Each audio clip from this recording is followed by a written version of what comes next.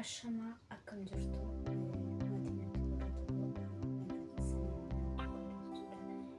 akkuma dur waan gaggaarii isinii fidan dhufaan ture jechuudha.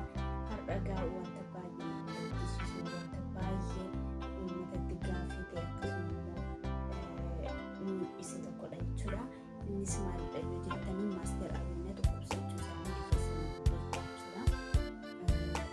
Wanti nuti isiniin jechuu barbaadu tokko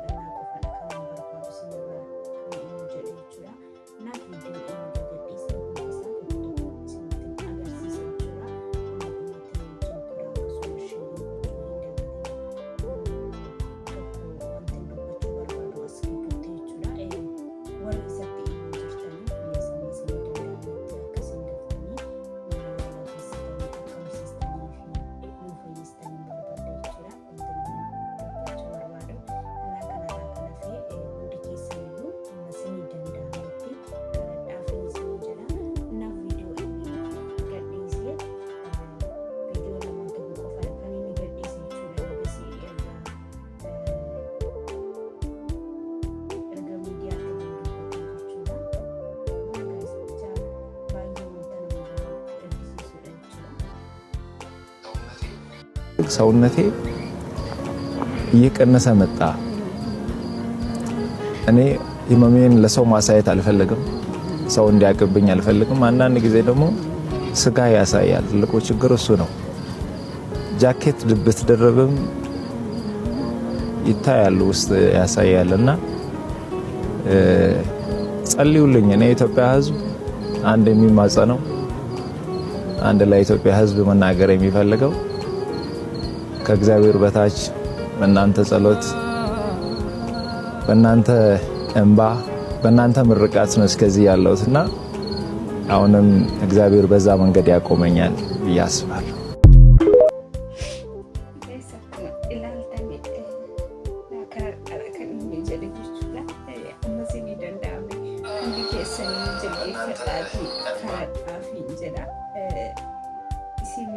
naaf kadhattanii ennaadha ammaarraatti kan hangee jedhee namni dhukkubasaa hamma kana baatee akkamittiin uummaadhaatti obsee jiraata. Dhugaa dubbachuuf taana baay'ee wanta cimudha.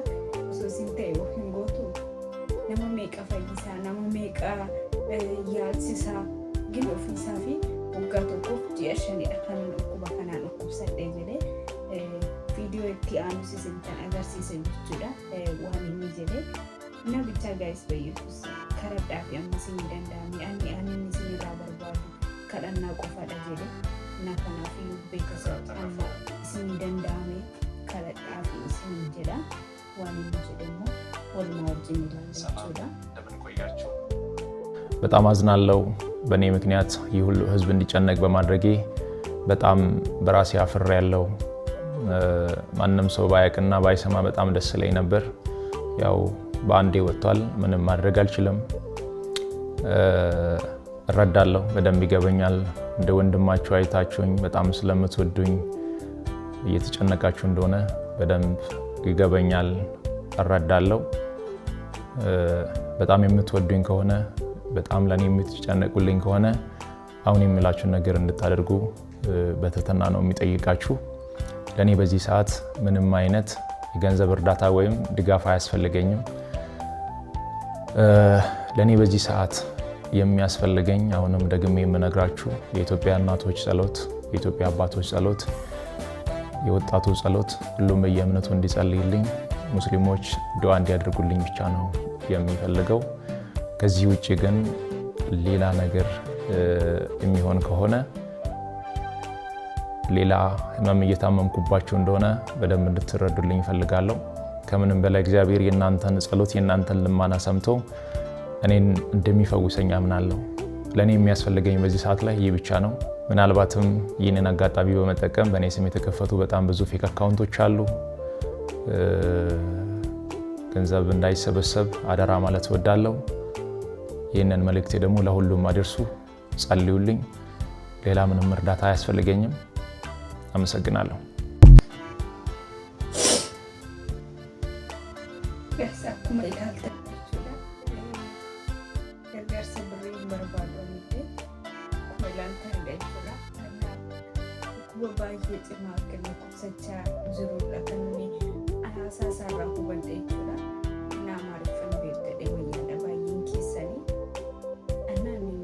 Birrii namni tokko akkanaan funaanne birrii ani hin barbaadu.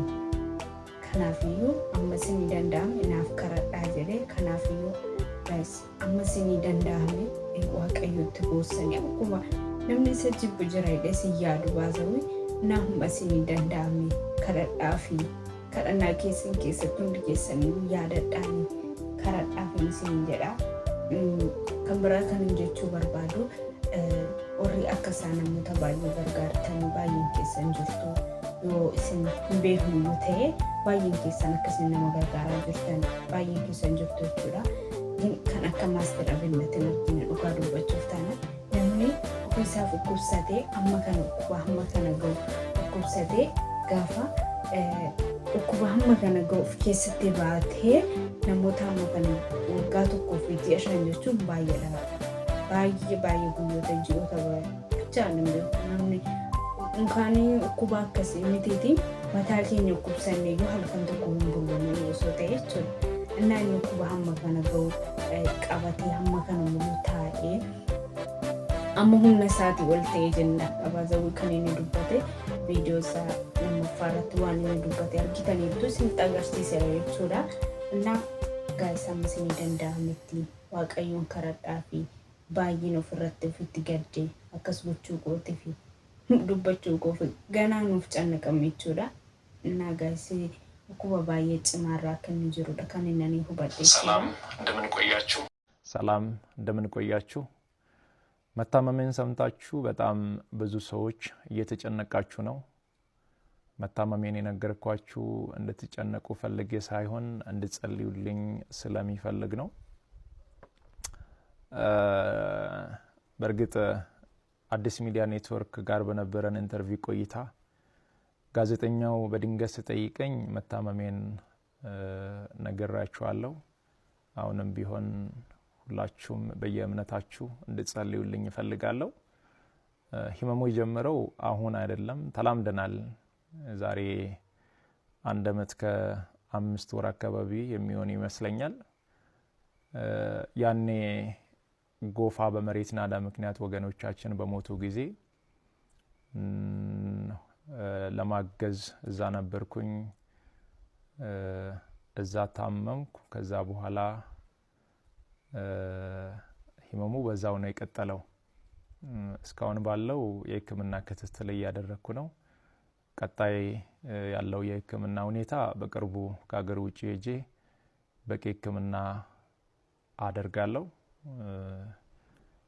ህክምና ብቻ ሳይሆን በዚህ ሰዓት ለኔ የሚያስፈልገው ኢትዮጵያ እናቶች፣ ኢትዮጵያ አባቶች፣ ወጣቶች ሁላችሁም በየእምነታችሁ እንድትጸልዩልኝ እፈልጋለሁ። እኔ ወደ ህክምናው እስከሚሄድ ድረስ የታመሙ አልጋ ላይ ያሉ ወገኖችን እያሳከምን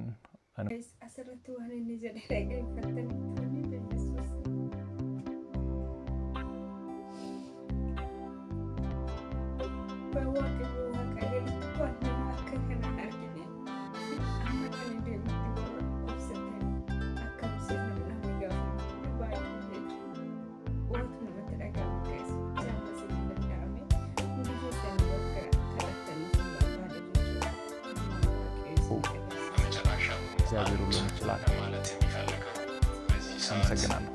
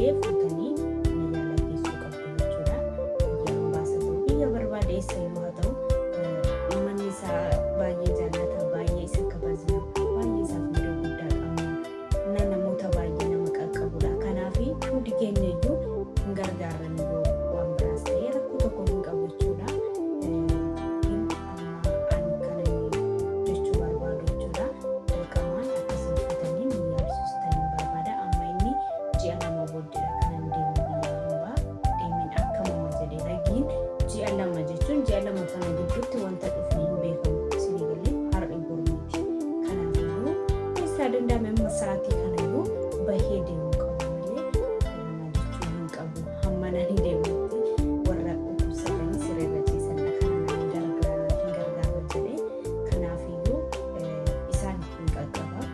Isaaniifis waaqayyo jira, warra siree ciisaniifis waaqayyo jira. Hamma sanitti namoota miliyoona qo'achuu danda'a. Hamma sa'aatii kana akka nama fayyuu qaba. Waan tokko ta'ee jennaan dhugaa rabbiyaanii jechuun wanta dubbadhu hin qabu bichaa gaa'is kuma siniin danda'ame karadhaaf hin siniin jedha. Akkasuma maatiin isaa firees isaaf jettanii osoo hin ta'in uummataaf jettanii yaalchisuu qabdu. Dhugaa rabbi namni baay'een mikinaata isaatti yoo fajjeessa deeyyadha. Dhugaa rabbi hangaafa kana dhagee bichaa beeyesuus waan hin godhu barbaada dhugaa amanuu dadhabe jechuudha.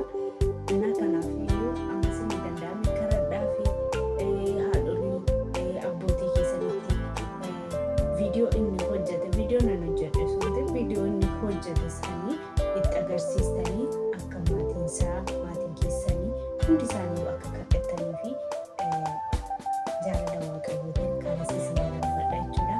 Inna galgalaan oduun isinitti dheeressa jechuudha. Baay'ee ulfaata isin gaafadha. Kanaafuu iddoo nagaatti waan isin jedha. Baay'een isin gaafadha. Baay'een isin kabaja. Hamma kana dhaggeeffachuu keessanitti itti aanu viidiyoo gammannee viidiyoo ittiin gammachuu keenya ibsannu nuuf godhu waaqayyo Asteeris nu fayyee akka deebinee nu dhufne fayyina isaas isinitti himna jechuudha. Viidiyoo kana ilaalaa jirtan sabiskiraayib gochuun dagatina akkasuma sheerii gochuun dagatina yaada